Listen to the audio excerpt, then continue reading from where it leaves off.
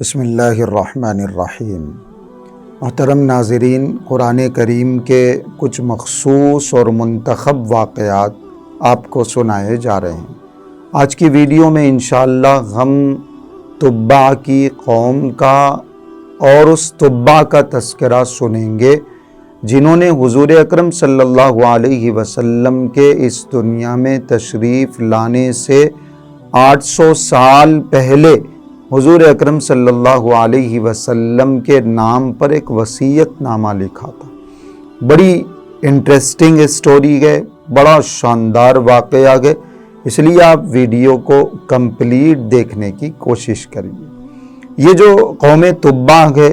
قرآن کریم کی صرف 2 آیتوں میں ان کا تذکرہ کیا گیا۔ ایک آیت ہے سورہ دخان کی، اہم خیر ام قوم تبع والذین من قبلہم اہلکناہم انہم کانوا مجرمین۔ دوسری آیت ہے سورہ قاف کی، واصحاب الایکۃ وقوم تبع کل کذب الرسل فحق وعید۔ یہ 2 ایسی آیتیں ہیں جس میں تبع کی قوم کا ذکر کیا گیا ہے، لیکن تبع کی قوم کون سی قوم ہے، کہاں وہ لوگ آباد تھے، پورا واقعہ کیا ہے، تفصیل کیا ہے، ان کے اوپر آنے والا عذاب کیسا تھا، یہ قرآن کریم میں کہیں بھی ذکر نہیں کیا گیا۔ البتہ تفسیروں میں اس کی تفصیلات ذکر کی گئی ہیں اور بتایا گیا ہے کہ تبع اصل میں یمن کے بادشاہ کو کہا جاتا تھا، جیسے فارس کے بادشاہ کو، ایران کے بادشاہ کو کسریٰ کہا جاتا ہے، روم کے بادشاہ کو قیصر کہا جاتا ہے، اور ایسے ہی جیسے مصر کے بادشاہ کو فرعون کہا جاتا ہے، ایسے ہی یمن کے بادشاہ کو تبع کہا جاتا ہے۔ یہ وہ قوم تھی، یہ وہ بادشاہ تھے جنہوں نے ایک لمبے عرصے تک یمن کے علاقے پر حکومت کی۔ بڑا دبدبہ، بڑی شان و شوکت، بڑی طاقت اللہ رب العزت نے اس قوم کو اور اس قوم کے بادشاہوں کو عطا فرمائی، حتیٰ کہ دنیا کے مختلف علاقوں کو، عرب علاقوں کو، افریقہ کے علاقوں کو انہوں نے فتح کیا اور اس کے اوپر اپنا جھنڈا لہرایا۔ یہاں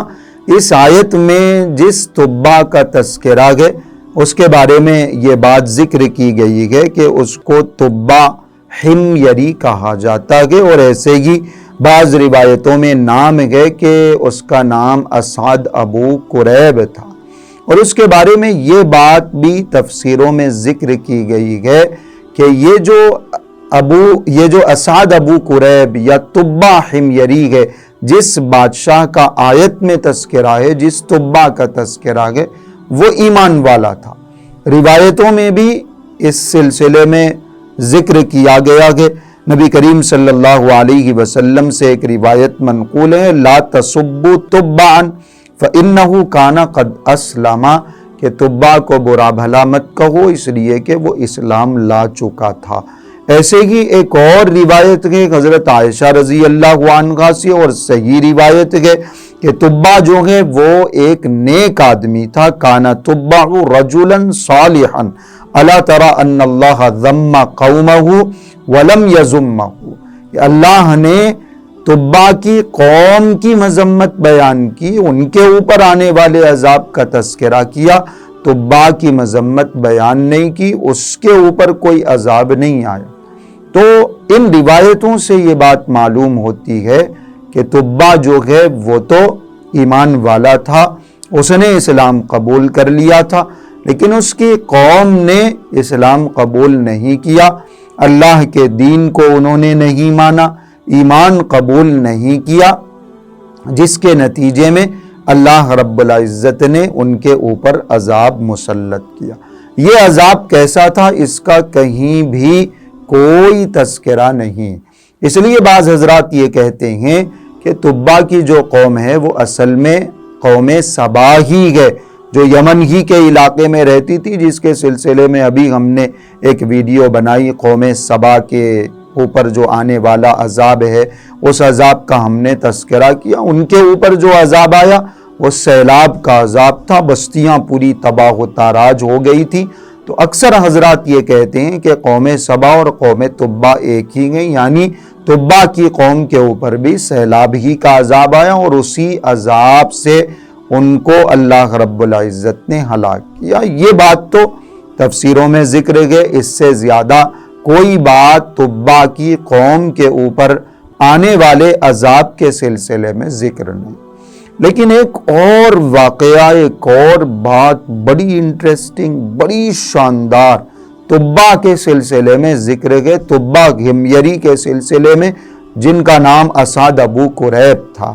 یہ ذکر کیا گیا ہے تفسیر کی کتابوں میں، تفسیر قرطبی میں ذکر ہے، اور ایسے ہی تفسیر ابن کثیر میں یہ بات ذکر ہے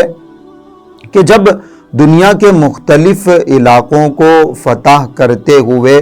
تبا عرب کے علاقے میں پہنچے اور عرب کے مختلف شہروں کو انہوں نے فتح کر لیا، پھر ایک موقع ایسا آیا کہ یثرب کے یعنی مدینۃ المنورہ کے قریب وہ آگئے۔ اس علاقے کو بھی وہ فتح کرنا چاہتے تھے، اس شہر کو بھی وہ فتح کرنا چاہتے تھے، لیکن ان کے ساتھ جو یہودی علماء تھے، جو حضرت موسیٰ علیہ السلام کی شریعت کو جاننے والے تھے، دین کو جاننے والے تھے، تورات کو جاننے والے تھے، ان یہودی علماء نے یہ بات تبا سے کہی، تبا حمیری سے کہی کہ یہ علاقہ وہ علاقہ ہے جہاں آخری نبی ہجرت کر کے تشریف لانے والے۔ ہم نے کتابوں میں جو نشانیاں پڑھی ہیں، جو علامتیں پڑھی ہیں، ان نشانیوں اور ان علامتوں سے یہ سمجھ میں آتا ہے کہ یہ آگے جا کے مدینہ منورہ بننے والا ہے، یہ آگے جا کے اس آخری رسول کی پناہ گاہ، ان کی ہجرت کی جگہ بننے والا ہے۔ اس لیے اس علاقے والوں پر کوئی ظلم نہ کیا جائے، اس علاقے کو فتح کرنے کی کوشش نہ کی جائے، اور بھی بہت ساری تفصیلات ان یہودی علماء نے تبا کو بتائی۔ تبا کو یہ معلومات اتنی زیادہ پسند آئی کہ اس نے فوری حضرت محمد الرسول اللہ صلی اللہ علیہ وسلم پر ایمان لانے کا ارادہ کر لیا، اور اپنے اسلام کی، ایمان کی گواہی اپنے لوگوں کو بھی اس نے اپنے لوگوں کے سامنے بھی دی، اور باضابطہ ایک خط لکھا، ایک وصیت نامہ لکھا حضور اکرم صلی اللہ علیہ وسلم کے نام پر، اور وہاں اپنے ساتھ آنے والے قبیلوں کو بسا دیا، اور ان کو وہ خط تھما دیا، اور ان سے کہا کہ یہ نسل در نسل یہ وصیت نامہ چلتا رہے گا، جس دور میں بھی وہ آخری نبی تشریف لائیں گے ان کو یہ پہنچا دینا ہے۔ یہ جو مدینہ منورہ کے مشہور قبیلے ہیں اوس اور خزرج، مدینہ منورہ میں سب سے پہلے اسلام قبول کرنے والے ہیں جو انصاری صحابہ ہیں، کہا یہ جاتا ہے، تاریخ کی کتابوں میں یہ بات ذکر ہے کہ یہ قبیلے تبا ہی نے بسائے تھے، اور ان کے ساتھ آئے ہوئے یہ قبیلے وصیت نامہ لکھا، اشعار لکھے، اپنے ایمان کی گواہی دی۔ اشعار کا بھی تذکرہ ہے کہ شہدت علی احمد انہ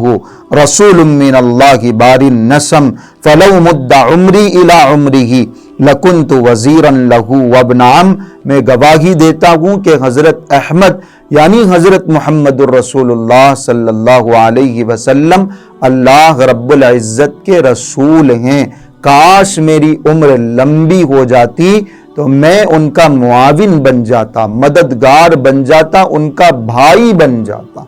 یہ بات تبا حمیری نے اس زمانے میں 700-800 سال پہلے حضور اکرم صلی اللہ علیہ وسلم کے لیے لکھی، اپنے ایمان کی گواہی دی، وصیت نامہ لکھا۔ وہ وصیت نامہ منتقل ہوتے ہوتے